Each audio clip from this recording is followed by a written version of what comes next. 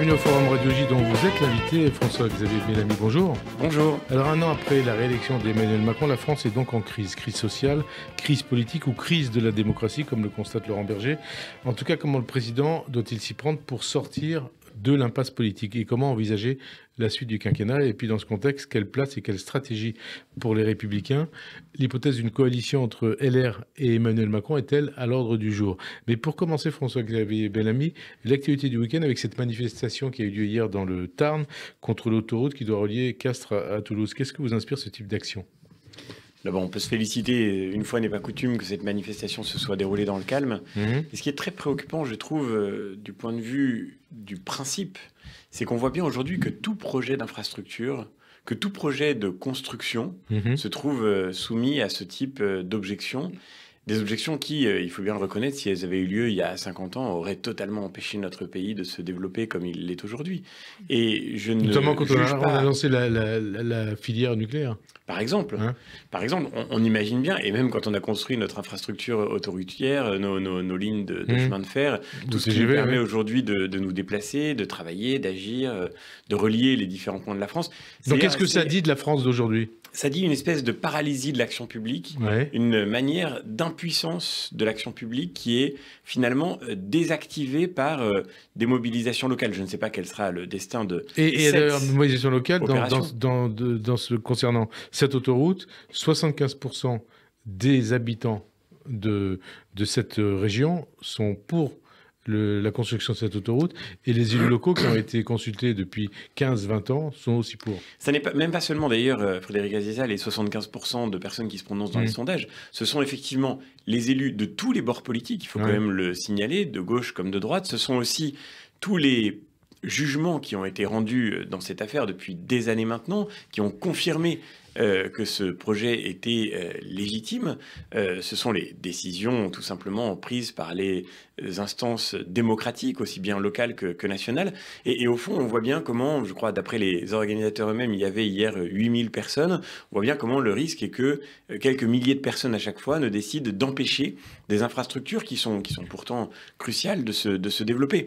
Et là, je crois qu'il y a une réflexion collective à avoir sur qu'est-ce que c'est que la démocratie. Est-ce que la démocratie, c'est le fait de donner la parole au dernier qui parle, à celui qui veut bloquer, à celui qui veut empêcher, ou bien est-ce que la démocratie, ça consiste à respecter nos procédures électives, nos procédures judiciaires, celles qui font qu'une décision se mette en œuvre dans le respect de nos institutions.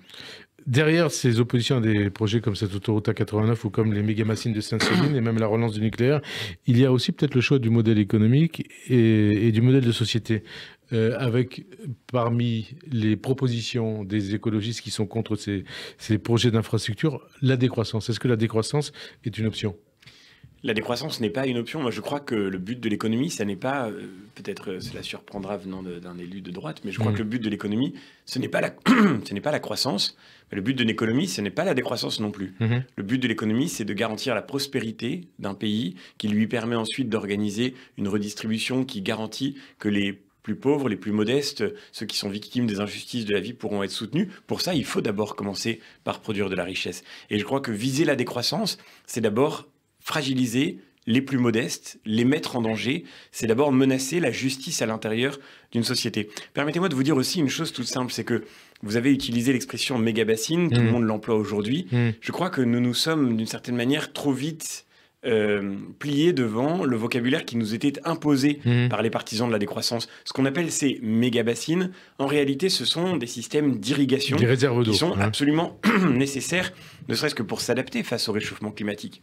Alors, la France a aujourd'hui le modèle industriel, vous parliez du nucléaire, le modèle agricole, vous parliez des bassines, sans doute l'un des plus vertueux au monde. Nous avons le point de PIB le plus décarboné d'Europe. Le vrai problème du climat, le vrai problème environnemental, il n'est pas dans ce que la France produit. Elle produit trop peu, malheureusement. Le vrai problème de la France, il est dans ce que la France importe. Et notre responsabilité environnementale, elle se trouve dans les centrales à charbon chinoises, elle se trouve dans l'agriculture de très mauvaise qualité environnementale que nous importons aujourd'hui parce que nous sommes devenus dépendants, même du point de vue de notre alimentation. Et ça, c'est le sujet majeur. Alors, autre sujet qui fait l'actualité de ce week-end, c'était il y a 10 ans, le mariage pour tous.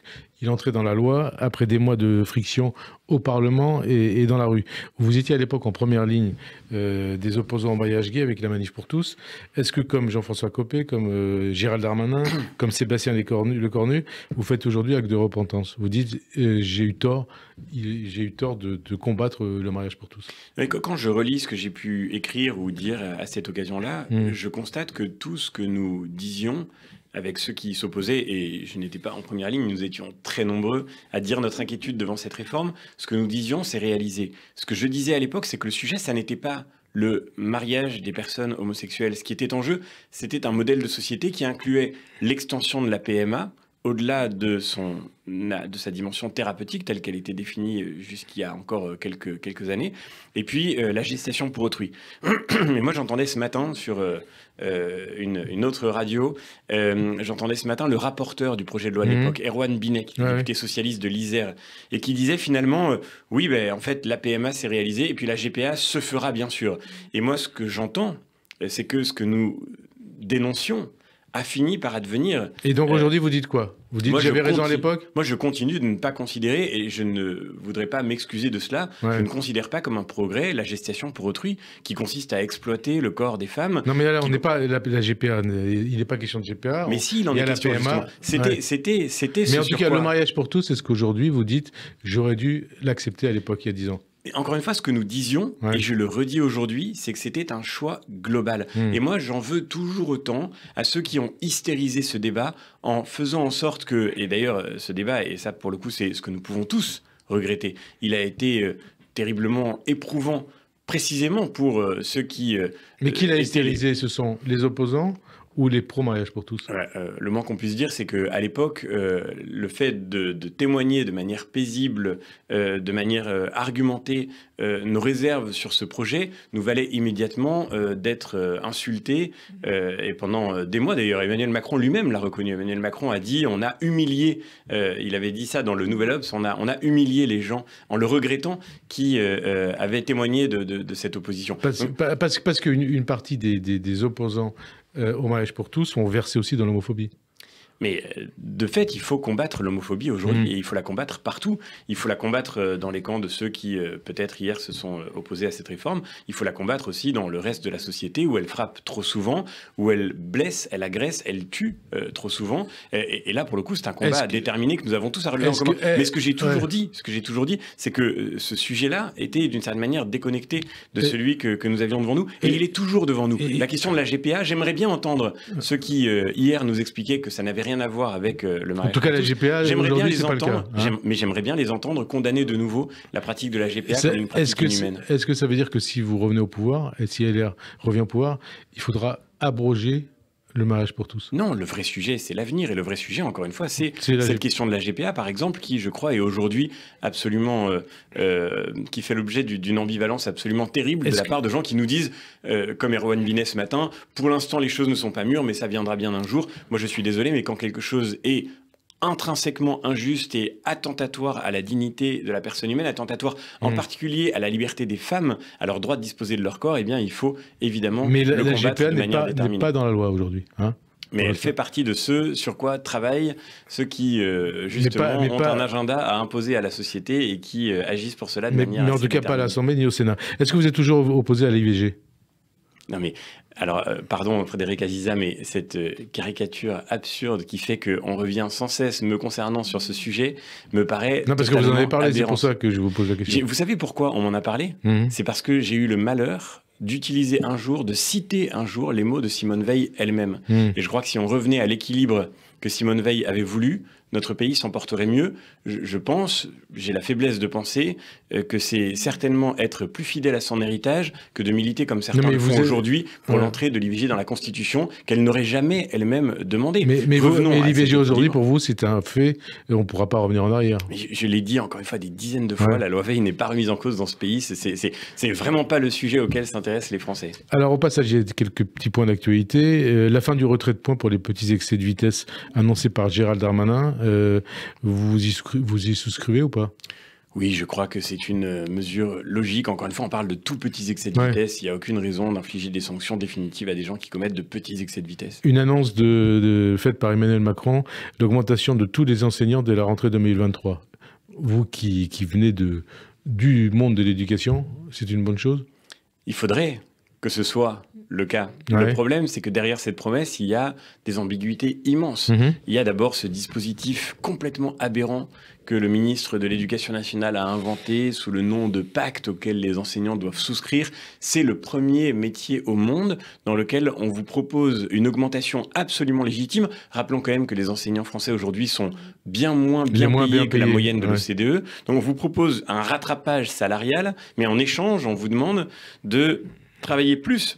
La question de travailler plus doit être décorrélée de la question de cette augmentation qui est encore une fois... Mais il y a deux choses, il y a l'augmentation salariale et il y a une augmentation complémentaire si vous travaillez plus. Mais c'est là qu'on trouve encore une fois cette ambiguïté désastreuse. Et moi je voudrais dire ma solidarité envers les enseignants qui sont aujourd'hui aux prises avec ce système devenu kafkaïen. Quand le président de la République explique que désormais on va pouvoir, pour pallier l'incapacité de cette organisation écrasante qu'est l'éducation nationale, on va imposer à des professeurs d'anglais de remplacer des professeurs de mathématiques demain, en considérant que les heures d'anglais vont être pesées sur l'année. Mais qu'est-ce que ça veut dire? C'était le mot du ministre de l'Éducation nationale il y a quelques jours chez vos confrères de France Inter. Personnellement, comme professeur, je ne comprends pas ce dont il s'agit. La vraie question qui se pose, c'est comment recruter de nouveau des professeurs qui soient correctement rémunérés, qui soient correctement formés. C'est la chose la plus importante. Et comment, plutôt que d'aller s'attaquer à l'enseignement privé, comment faire en sorte que l'enseignement public fonctionne à nouveau et que plus aucune famille n'ait envie de fuir ou n'ait besoin de fuir l'enseignement public pour pouvoir faire en sorte que son enfant puisse grandir et apprendre normalement. Alors, autre dossier qui est toujours dans l'actualité, c'est le dossier des retraites, de la réforme des retraites. Qu'est-ce que vous pensez de l'initiative de députés du groupe Liot à l'Assemblée de faire abroger par une proposition de loi, d'ici quelques semaines, le recul de l'âge de départ à 64 ans? J'ai peur qu'il y ait là-dedans beaucoup de démagogie. Pardonnez-moi de le dire. Je sais que ça n'est pas facile de le dire aujourd'hui. Je sais qu'une majorité de Français est opposée à cette réforme des retraites. Je sais qu'elle a été malheureusement très mal présentée par le gouvernement. Mais pour ma part, je crois, je l'ai toujours dit, et notre famille politique s'est exprimée en ce sens. En ce sens, mais de manière plutôt divisée, hein. Non. Vous qui êtes proche de Bruno Retailleau, il est pour cette réforme des retraites, Éric Ciotti pour, Gérard Larcher pour, et puis vous avez un certain nombre de dirigeants comme Aurélien Pradié qui sont contre. In fine, et je comprends, encore une fois, je respecte la diversité des approches, nous sommes en démocratie et notre parti n'est pas une caserne, in fine, il y a 19 députés qui ont choisi de voter la motion de censure sur cette réforme des retraites. Mais d'ailleurs, la motion de censure du même groupe Liot qui veut aujourd'hui déposer une proposition de loi abrogeant le départ à 64 ans. Mais n'oublions pas la majorité sénatoriale qui a fait un travail remarquable sur ce sujet. Les députés à l'Assemblée nationale qui, quelle qu'ait été leur conclusion à la fin, ont travaillé pour amender ce projet, pour le rendre plus juste sur la question des carrières longues, sur la place des femmes. C'est toutes ces questions-là qu'il aurait fallu travailler de manière plus précise. Je crois qu'à la fin, je le disais tout à l'heure, le problème de la France, c'est qu'elle ne produit plus assez, c'est qu'elle n'est plus capable de satisfaire ses propres besoins. Nous n'avons jamais autant importé de notre consommation la plus essentielle. Et donc aujourd'hui, le sujet clé, c'est de réussir, si nous voulons rester souverains, si nous voulons rester une démocratie demain, si nous voulons garder la maîtrise de notre destin, c'est de recommencer à produire. Alors, et pour cela, il faudra bien sûr du travail. Et pour cela, je crois qu'il faudra, c'est une certitude, une réforme des retraites. Pas seulement une réforme des retraites. C'est-à-dire une autre réforme des retraites? Non, mais cette réforme que nous venons de mettre sur la table, elle était insuffisante. Il faudra la corriger, il faudra la rendre plus juste. C'est ce que j'espère nous ferons quand l'alternance sera enfin plus arrivée. Juste, ça veut dire reculer l'âge de départ à 65 ans, par exemple? Non, je pense, par exemple, encore une fois, à la question des mères de famille, que malgré tous les efforts de la majorité sénatoriale et des députés Les Républicains, nous n'avons pas réussi à corriger complètement. Il faudra faire en sorte qu'on ne soit plus demain pénalisé pour être une femme, pénalisé pour avoir eu des enfants, pour avoir élevé ses enfants. C'est un sujet évident de justice. Et puis, évidemment, la justice, ça consiste aussi à faire en sorte que on ne fasse pas toujours peser l'effort sur les mêmes. Moi, je comprends les Français qui travaillent et qui se sont dit, c'est encore nous qui allons devoir travailler plus, alors que le ratio entre les actifs et ceux qui, aujourd'hui, sont en marge du monde de l'emploi, ce ratio n'a jamais été aussi grand. Et donc, il faut faire en sorte de réformer l'assurance chômage, il faut absolument réformer notre éducation nationale. chaque année, Frédéric Aziza, chaque année, il y a 150 000 jeunes par classe d'âge qui font partie de la catégorie qu'on appelle les NEETs. Ils ne sont ni en emploi, ni en formation, ni dans un travail... Et donc, de quelle manière on réforme l'éducation nationale pour résoudre ce problème? Et ça veut dire qu'on perd chaque année, sur 800 000 jeunes par classe d'âge, on perd énormément d'activités, d'engagement. On perd énormément de capacité de produire, d'inventer, d'innover, de créer de la valeur. C'est évidemment la crise éducative une catastrophe pour notre pays au sens large de ce terme, mais c'est aussi une catastrophe pour notre modèle social et notre modèle économique, et il faudra bien sûr la réparer. Et donc, par rapport à cette proposition de loi à venir du groupe Lyot, vous dites à vos amis députés LR, surtout ne pas voter cette proposition de loi? En tous les cas, je crois que la position de notre parti, de manière cohérente, sera que nous avons défendu cette réforme des retraites et nous ne voulons pas la faire tomber aujourd'hui. Par ailleurs, on revient à ce qu'on disait tout à l'heure, Frédéric Aziza. Vous parliez de la manière dont aujourd'hui l'action publique est paralysée par des objections constantes.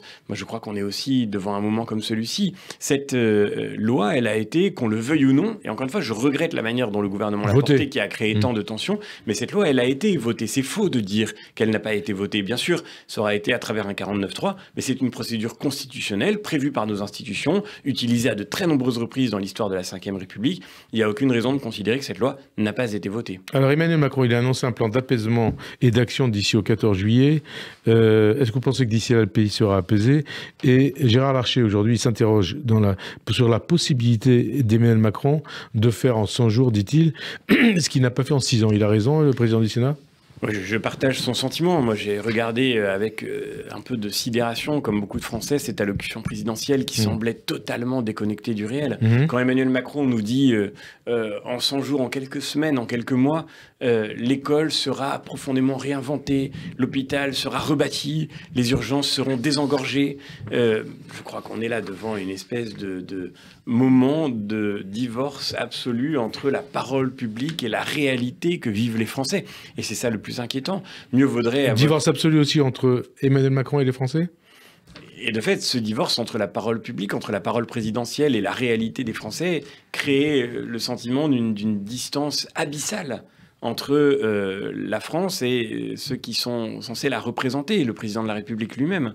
Je crois qu'il vaudrait mieux, avec humilité, il aurait sans doute mieux valu reconnaître ce qui n'a pas fonctionné, reconnaître tout ce qui a échoué au cours des derniers mois, des dernières années, pour pouvoir, sur le fondement d'un diagnostic enfin clair, essayer de faire au mieux sur les quelques sujets prioritaires sur lesquels il nous faut immédiatement nous concentrer. Ce qui n'a pas fonctionné. Laurent Berger, il parle d'une crise de la démocratie. L'historien Pierre Rosanvallon, il estime que la France vit la crise la plus grave depuis la guerre d'Algérie. Est-ce que c'est aussi ce que vous pensez ? Je crois que la France vit aujourd'hui une crise qui naît d'abord de l'absence d'alternative. C'est ça, je crois, le plus inquiétant. Nous ne sommes pas aujourd'hui devant... le moins qu'on puisse dire, c'est que si on regarde les défis auxquels nos aînés ont été confrontés, on doit pouvoir reconnaître avec un peu d'humilité que nous ne sommes pas devant les combats parfois existentiels que la France a dû mener pour pouvoir simplement survivre. Par ailleurs, les problèmes de la France aujourd'hui sont essentiellement dans sa main, dans nos mains. Et il nous appartient de les surmonter ensemble. Le vrai problème, c'est que, et ce qu'il y a de plus inquiétant dans la situation actuelle, nous avons le sentiment que pour l'instant, aucune alternative crédible ne se manifeste. Donc notamment chez vous, on va en parler tout à l'heure. Et ça dit l'ampleur de notre responsabilité, en effet, la responsabilité de notre famille politique. Responsabilité des Républicains. Hein. On va en parler. Emmanuel Macron, pour poursuivre sur lui, est-ce qu'il a raison de vouloir retrouver de la proximité avec les Français, comme le suggère aussi Gérard Larcher?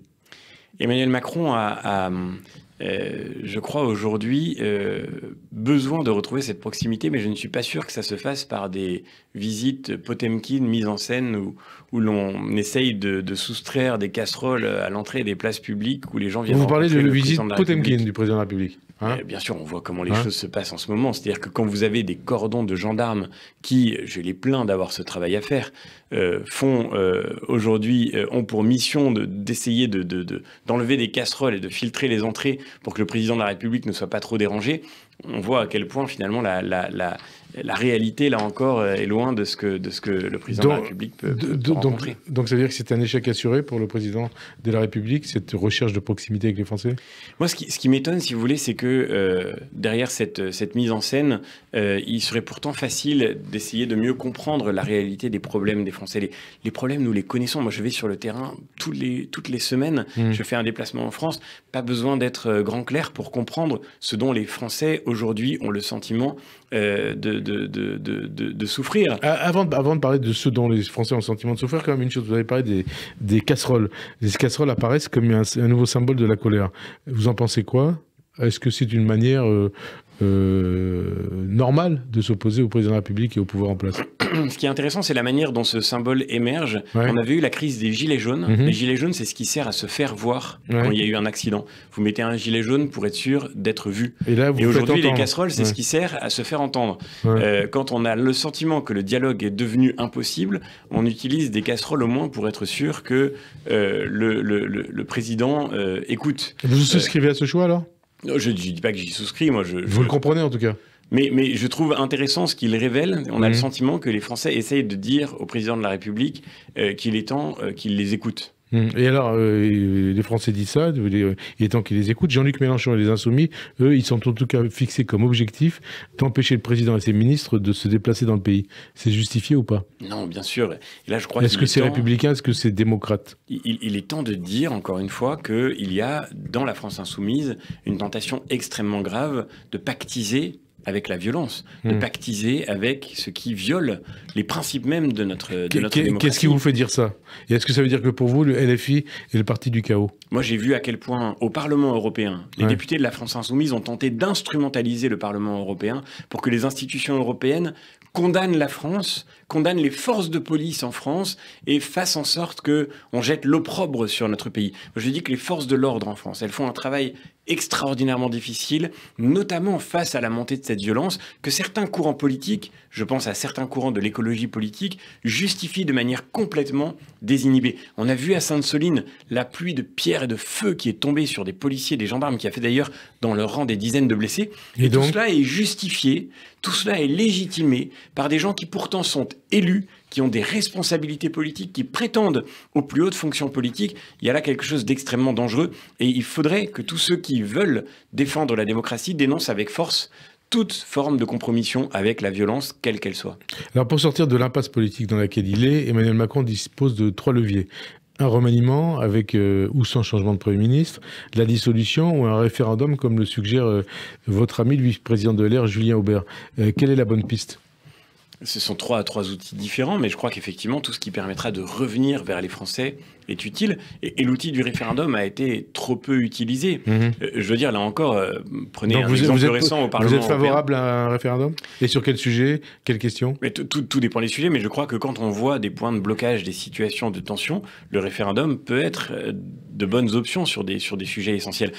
Donc ça veut dire que l'idée du RIP qui a été proposée par l'opposition de gauche sur la réforme des retraites, est-ce que vous souhaitez que ça aboutisse? Mais le référendum, il est dans la main du président de la République. Non, mais là, le RIP, c'est pas dans la main du président de la République, c'est une proposition. Le RIP, il a été écarté par le Conseil constitutionnel. Mais on attend un deuxième avis le 3 mai. Je crois que le référendum n'est pas fait pour défaire ce que les institutions ont fait. Mais le référendum peut être dans la main du président de la République. Je voudrais dire un mot sur la manière dont le président utilise nos institutions, sur l'usage des institutions. Oui, parce que, alors, justement, puisque vous parlez de l'usage des institutions, il souhaite lancer une réforme des institutions. Gérard Larcher, il dit, c'est peut-être pas le moment aujourd'hui. Et vous? Je crois que c'est pas le moment, en effet. Pour faire une réforme des institutions, il faut une légitimité démocratique extrêmement forte. Le moins qu'on puisse dire, c'est qu'aujourd'hui, dans la crise politique que traverse le pays, le président de la République n'a pas cette légitimité massive qui lui viendrait d'une élection récente avec une majorité extrêmement large. Aujourd'hui, on en est très loin. Mais peut-être, disons surtout un mot sur ce projet de réforme des institutions. C'est très étrange de voir le président nous parler de réforme des institutions alors qu'il ne cesse de les contourner lui-même. De quelle manière? Dans son intervention il y a quelques jours, aux 20h, dans lequel il a été si évasif sur de très nombreux sujets, il a dit de manière pour le coup très précise qu'il allait réactiver le CNR, le Conseil national de la refondation, qu'on avait pourtant eu le sentiment d'avoir vu disparaître corps et biens, c'est-à-dire une instance créé par le fait du prince, qui n'a aucune fondation institutionnelle et qui sert en fait à contourner le Parlement, exactement comme les conventions citoyennes. Si demain, comme je le lis dans la presse, on devait faire en sorte que l'immigration, que la loi sur l'immigration soit construite par une convention citoyenne, mais là aussi, il faudrait dénoncer avec force ce qui constituerait aussi une atteinte à notre démocratie représentative. Si vraiment le président de la République veut revitaliser nos institutions, qu'il utilise les outils constitutionnels qui sont dans sa main. Pourquoi ne pas faire un référendum sur la question de l'immigration? C'est un sujet référendum sur l'immigration majeur. Avec quelle question? Avec la question de savoir précisément ce que les Français souhaitent comme modèle pour il faut des la questions politique précises. d'immigration. Il faut des questions précises. Mais on pourrait faire un référedum sur la loi sur l'immigration que propose le ministre de l'Intérieur aujourd'hui, qui est d'abord une loi de régularisation massive. Est-ce que les Français veulent vraiment créer de nouvelles filières d'immigration? Vous posez une question, plusieurs questions. Est-ce que les Français veulent créer un titre de séjour pour l'immigration irrégulière à condition qu'elle corresponde à des besoins en termes de travail à l'intérieur de notre pays? Moi, je dirais non. En gros, les critères d'obtention de la future carte de séjour, dans le cadre de cette réforme de l'immigration, prévoit au moins 3 ans de présence en France, une ancienneté dans l'emploi d'au moins 8 mois, et ne concerne que les métiers en tension, et s'il s'agit avant tout pour le gouvernement d'une mesure de lutte contre le travail illégal. C'est une filière d'immigration illégale nouvelle que le gouvernement est en train de créer. Ce gouvernement qui, par ailleurs, depuis l'élection d'Emmanuel Macron, depuis 2017, a délivré plus de titres de séjour encore que la gauche quand elle était au pouvoir. Et donc, on voit bien qu'en fait, le gouvernement méprise complètement la nécessité de protéger notre pays contre l'immigration illégale.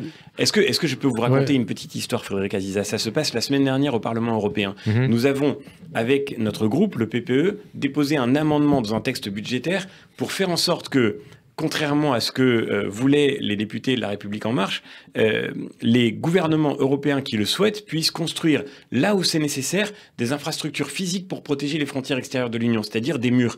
Dans certains pays, à certains endroits, ces murs sont pertinents. Ce n'est pas nous qui le disons, ce sont des gouvernements de toute tendance politique. D'ailleurs, le gouvernement finlandais, sous l'impulsion d'un ministre écologiste, est en train de construire des centaines de kilomètres de murs à la frontière entre la Finlande et la Russie. Eh bien, aujourd'hui, ceux qui ont refusé avec détermination cet amendement, ceux qui se sont opposés même à la position du Conseil européen, c'est-à-dire des États membres de l'Union européenne, ceux-là, ce sont les députés d'Emmanuel Macron. Nous avons gagné ce vote avec des députés de leur propre groupe, mais eux-mêmes n'ont cessé de dénoncer, comme une espèce de dérive extrémiste, l'idée de protéger les frontières extérieures de l'Union européenne contre l'immigration illégale. Moi, je dis qu'il faut que ce gouvernement et sa majorité assument devant les Français de ne pas vouloir protéger nos pays contre l'immigration illégale. Souvenons-nous un instant. Donc, ça serait quelle question dans le cas du référendum? Souvenons-nous un instant seulement, et d'ailleurs, cette question pourrait être intéressante. Faut-il faire en sorte que toutes les infrastructures nécessaires pour protéger nos pays puissent être créées à l'extérieur des frontières de l'Union? Une question, souvenons-nous quand même... Ça ne dépend pas uniquement de la France, hein. Bien sûr, c'est une politique européenne aussi. Donc il faut un accord au niveau européen. Mais c'est exactement ce que nous sommes en train de défendre, et c'est exactement ce que nous avons obtenu cette semaine. Donc c'est compliqué d'interroger les Français sur Parlement européen. Dossier. Oui, mais c'est très intéressant de voir aussi la ligne que le gouvernement français tient dans les institutions européennes. Et aujourd'hui, le gouvernement français est plus à gauche que des gouvernements socialistes dans le débat européen. Rappelons-nous pourtant que nous avons payé très cher en 2015, le fait de ne pas avoir su défendre nos frontières contre les djihadistes qui, revenant du Moyen-Orient, sont venus perpétrer les attentats que nous avons vécus. Sur l'immigration, donc il y a deux possibilités. Un projet de loi, donc il était prévu le 28 mars au Sénat, il a été reporté, on ne sait pas quand il pourrait revenir. Est-ce que c'est le bon moment pour traiter de cette question dans le cadre d'un débat parlementaire, donc projet de loi Sénat puis Assemblée, et donc vous excluez totalement la Convention citoyenne sur l'immigration? Mais bien sûr, les conventions citoyennes sont des manières de dévitaliser nos institutions. Si le président de la République a le sentiment que le Parlement n'a pas assez de force pour trancher lui-même cette question de l'immigration, alors dans ce cas-là, qu'il recourt au référendum. Et nous soutiendrons sans aucun problème, avec notre famille politique, l'initiative d'un référendum. Nous aurons certainement ensuite des options différentes de celles du gouvernement à proposer sur ce sujet migratoire. Mais si on devait demain de nouveau tirer au sort des gens pour les mettre dans une pièce et les soumettre à une procédure absolument opaque jusqu'à ce qu'ils aient produit la décision qu'on attendait d'eux, je dirais, et j'espère que tous les démocrates sincères diront, que ce détournement de nos institutions devient un problème majeur. Détournement par celui-là même qui est supposé en être le garant, le président de la République. Vous êtes vice-président délégué des Républicains. Cette position sur le référendum, c'est la position de votre parti? Ça fait très longtemps, vous savez, que des voix chez les Républicains défendent l'idée d'un référendum sur l'immigration. Il n'y a pas de position représentant officiel de notre famille politique sur ce sujet, donc je ne veux pas me prononcer en son nom, mais je crois que si on pouvait s'engager sur ce sujet, notre famille politique y serait favorable. En tous les cas, elle est favorable à redonner la parole aux Français sur ce sujet-là comme sur tant d'autres. Le référendum, c'est un grand héritage de la Constitution du général de Gaulle, et je crois que nous sommes les premiers à la défendre aujourd'hui. Emmanuel Macron, il veut trouver des coalitions et des nouvelles alliances, des alliances nouvelles. La droite peut-elle trouver un accord avec lui? Nicolas Sarkozy, en tout cas, appelé à plusieurs reprises Emmanuel Macron à tendre la main aux députés LR et il a invité ces derniers, les députés LR et votre famille politique, à accepter un rapprochement avec lui. En clair, il faudrait élargir la majorité vers LR. Est-ce le bon moment? Est-ce qu'Emmanuel Macron doit aller dans ce sens? Est-ce que LR doit aller dans ce sens et comment? La réponse est non. Non, la réponse à quelle question? Et la réponse, pour le coup, elle a été donnée par notre parti de manière formelle et de manière répétée. Pas d'alliance, pas de coalition. Pas de coalition avec Emmanuel Macron. Et d'ailleurs, je crois que c'est très étrange que cette question se pose aujourd'hui quand on regarde ce que je disais à l'instant sur le sujet migratoire, quand on regarde ce que le macronisme a fait de nos finances publiques, quand on regarde ce qu'il a fait de notre pratique démocratique, quand on regarde ce qu'il fait de notre éducation nationale. Je ne vois pas tellement en quoi nous pourrions trouver des points de convergence pour construire une coalition avec Emmanuel Macron. Quand François Hollande était aux prises avec ses frondeurs à l'Assemblée nationale, on ne s'est jamais demandé si les députés LR allaient venir soutenir François Hollande pour faire en sorte qu'il puisse garder une majorité. Parce qu'il y a peut-être plus de proximité entre Emmanuel Macron et LR. Mais je ne la vois pas. Et certains, peut-être... en tout cas, l'électorat, entre l'électorat d'Emmanuel Macron et l'électorat de LR. Je vais vous dire une chose très simple. Je crois que beaucoup d'électeurs, effectivement, se sont fait piéger par la promesse du « en même temps ». Et cette promesse du « en même temps » m'a toujours paru le ferment de la crise démocratique que nous ne pouvions que traverser comme conséquence. Pourquoi? Parce que quand vous promettez en même temps tout et son contraire à tout le monde, quand vous voulez plaire en même temps à tous les bords politiques, vous en arrivez forcément à créer de la défiance, à créer du ressentiment. Et c'est une crise du ressentiment que nous sommes en train de connaître. Est-ce que vous dites, comme Xavier Bertrand, que le pays est dans un état de cohabitation? De cohabitation, je ne sais pas. Techniquement, nous ne sommes pas en cohabitation. Et d'ailleurs, on parle aussi de cohabitation. Du fait de la majorité relative, bien entendu. Mais la majorité relative reste une majorité. Beaucoup parlent d'une cohabitation qu'LR imposerait au président de la République. Moi, je suis assez sceptique sur cette analyse parce que je crois qu'on ne peut pas remplacer une crise démocratique par une autre crise démocratique. Notre famille politique, disons-le franchement, elle doit d'abord se reconstruire. Elle doit regagner la confiance des Français. J'ai beau être critique du président de la République, je reconnais aussi que nous n'avons pas gagné les élections législatives. Et à ce compte-là, je ne crois pas qu'on puisse imposer une cohabitation. Nous n'avons pas nous-mêmes de majorité alternative à produire. En tout cas, le nom de Gérard Larcher est cité pour Matignon. Vous le savez, vous l'avez entendu, vous l'avez vu.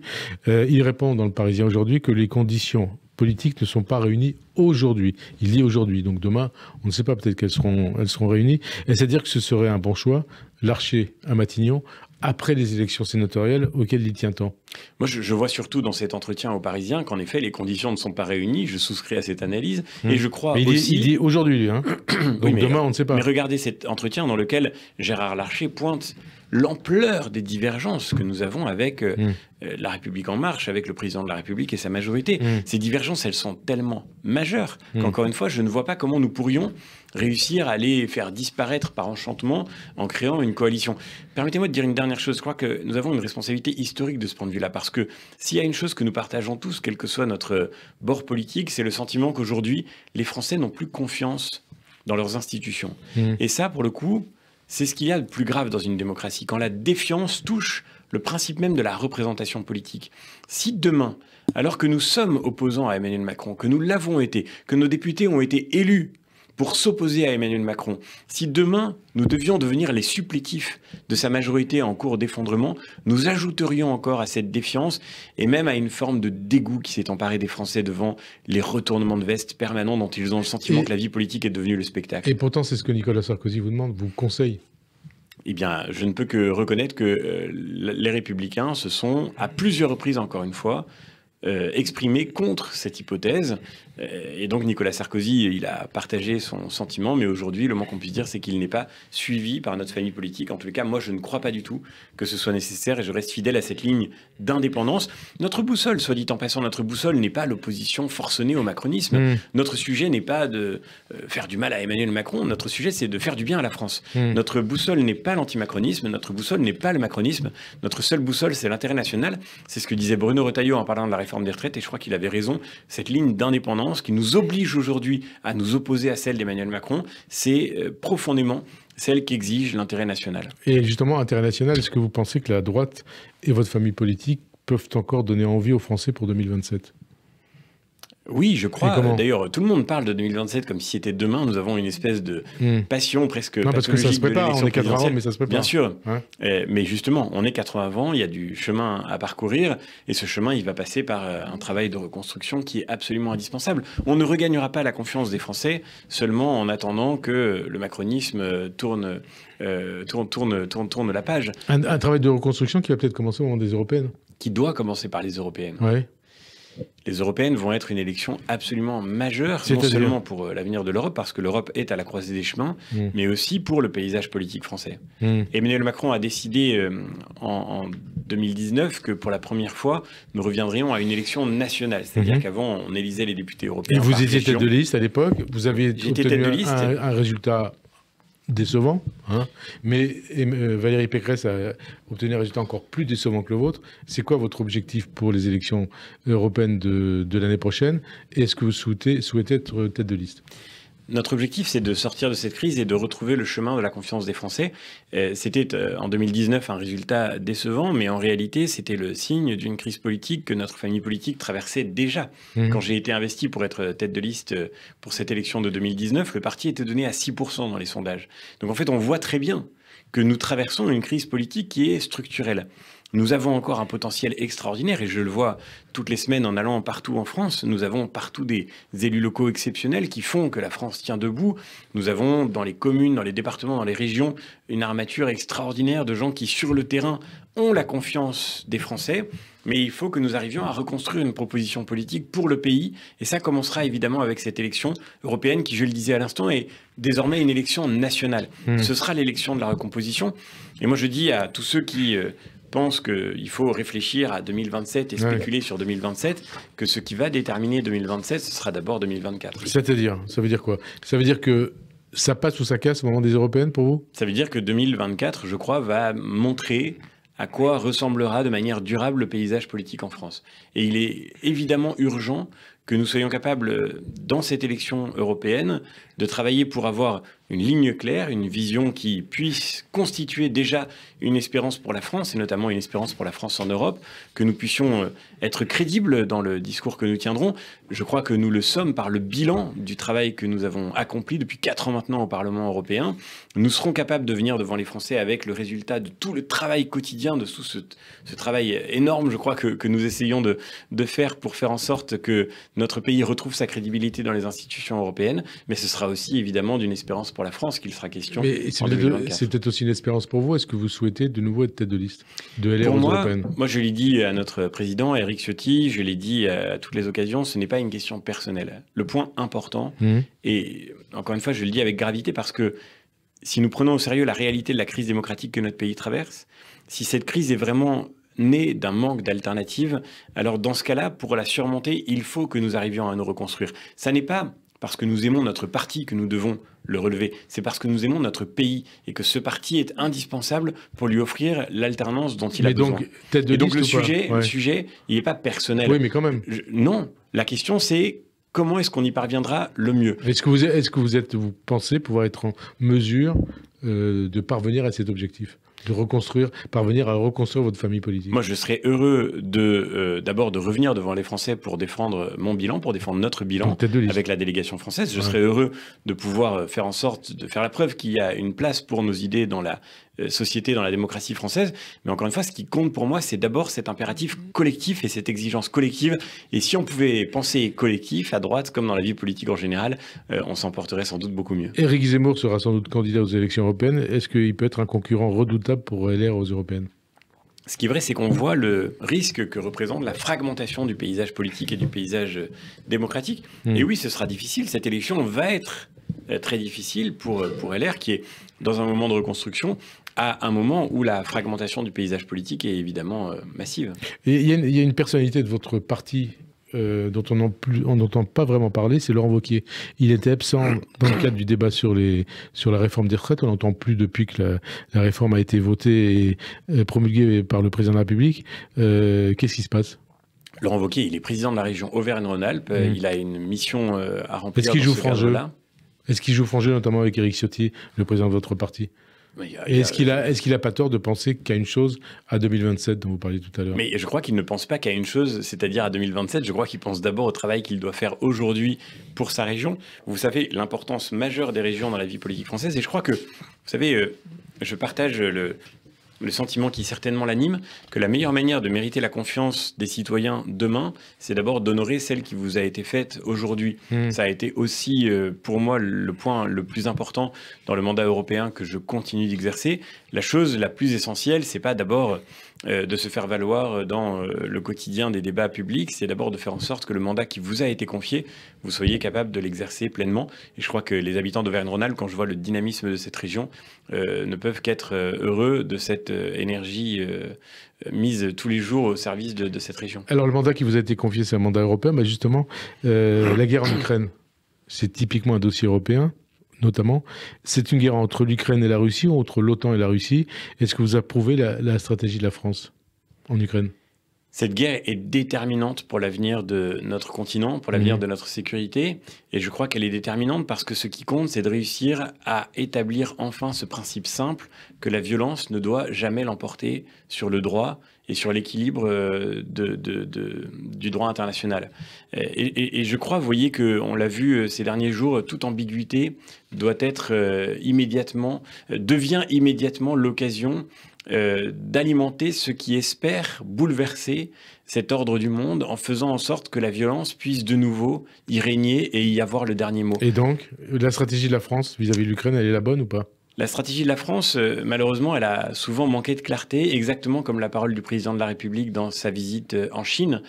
Lorsqu'on voit encore il y a quelques jours le compte-rendu de l'échange que le président de la République a eu avec le président des États-Unis, quand on voit que le président de la République ne redit pas à quel point le statu quo dans le détroit de Taïwan doit être une de nos priorité. Et je ne dis pas cela seulement par attachement à ce qui devrait déjà nous déterminer tous, c'est-à-dire le droit des peuples, le droit de Taïwan à vivre en démocratie, le droit du peuple ukrainien lui aussi à reconquérir sa souveraineté. Non, je dis ça aussi parce que c'est notre intérêt qui est en jeu. Si demain la Chine réussit à bouleverser le statu quo, si demain elle se saisit de Taïwan parce que c'est son projet, et c'est elle et elle seule qui est responsable et coupable de mettre en œuvre ce projet, alors nous aurons perdu quelque chose d'essentiel pour notre propre sécurité. On commémore demain, François-Xavier Bellamy, demain 24 avril, le 108e anniversaire du génocide arménien, et donc l'extermination de 1 500 000 Arméniens organisés et exécutés par les jeunes Turcs.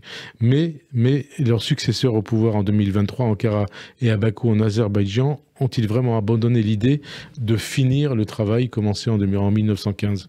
La réponse est non, et vous employez d'ailleurs une expression qui a été utilisée malheureusement par des dignitaires de ces pays eux-mêmes, finir le travail. La Turquie, l'Azerbaïdjan, qui entretiennent toujours le négationnisme à propos du génocide des Arméniens, comme d'autres le négationnisme à propos de la Shoah, nous voyons à quel point ce négationnisme est toujours lié à un projet de violence. Ce négationnisme, il est toujours lié à l'antisémitisme qui frappe aujourd'hui en France, et le négationnisme qui touche le génocide des Arméniens, eh bien malheureusement, il est associé à ce projet, vous le disiez, de détruire ce qui, au fond, fait l'intégrité territoriale de l'Arménie elle-même, mais aussi de détruire la possibilité pour la population du Haut-Karabakh de vivre sur sa terre. Le blocage du corridor de la Chine dure depuis des mois maintenant, et ce blocage est une forme de terrorisme d'État mené par Bakou contre des populations civiles. Est-ce que la France est au rendez-vous de l'histoire avec les Arméniens ? La France est l'un des pays européens, et de ce point de vue-là, je suis reconnaissant au président de la République d'avoir eu les mots qu'il fallait pour le dire, l'un des pays européens qui dénonce avec le plus de clarté ce qui est en train de se passer, mais il faut maintenant passer de la dénonciation à l'action. J'ai déposé au Parlement européen un amendement pour demander des sanctions contre l'Azerbaïdjan suite à la décision de la Cour internationale de justice qui condamne le blocage du corridor de la Chine. Il est temps que le Conseil demande ces sanctions et que la France le fasse au Conseil de l'Union européenne. Dernière question de cette émission, François-Xavier Bellamy, 43 ans après l'attentat de la rue Copernic, le premier attentat antisémite depuis la fin de la Seconde Guerre mondiale, qui avait fait 4 morts et des dizaines de blessés le 3 octobre 1980 devant la synagogue de la rue Copernic. Le Libano-Canadien Hassan Diab a été condamné vendredi en son absence à la prison à perpétuité. Le Canada semble réticent à répondre favorablement au mandat d'arrêt international qui a été délivré à l'issue du procès contre Diab. Qu'est-ce que ça vous inspire ? il faut que le Canada, évidemment, coopère. Cette condamnation, elle se fait au terme d'années d'enquête, elle se fait au terme de plusieurs procédures judiciaires. Ouais. Et donc, il n'y a aucune espèce de doute sur le fait qu'il faut mettre en œuvre cette extradition. Je dirais simplement 2 mots. Le premier, c'est la satisfaction que nous pouvons avoir que la justice française ait été au bout de ce travail trop tard, malheureusement, mais c'était absolument fondamental que cet attentat, le premier qui, après la Seconde Guerre mondiale, a visé des Français de confession juive sur le sol national, c'était absolument fondamental qu'il soit jugé et qu'il donne lieu à cette condamnation. La deuxième chose, c'est que concentrons-nous maintenant sur la justice qui doit encore être rendue sur tant de meurtres antisémites en France, sur tant d'actes antisémites en France. Le sujet n'est pas du passé, il est malheureusement tellement actuel. Et cette question de la lutte contre l'antisémitisme et de la justice qui doit être rendue sur ces sujets si criant, elle est aujourd'hui malheureusement d'une brûlante actualité. Merci en tout cas François-Xavier Bellamy d'avoir répondu à notre invitation. Bonne fin de journée sur Radio J. À dimanche prochain. Merci.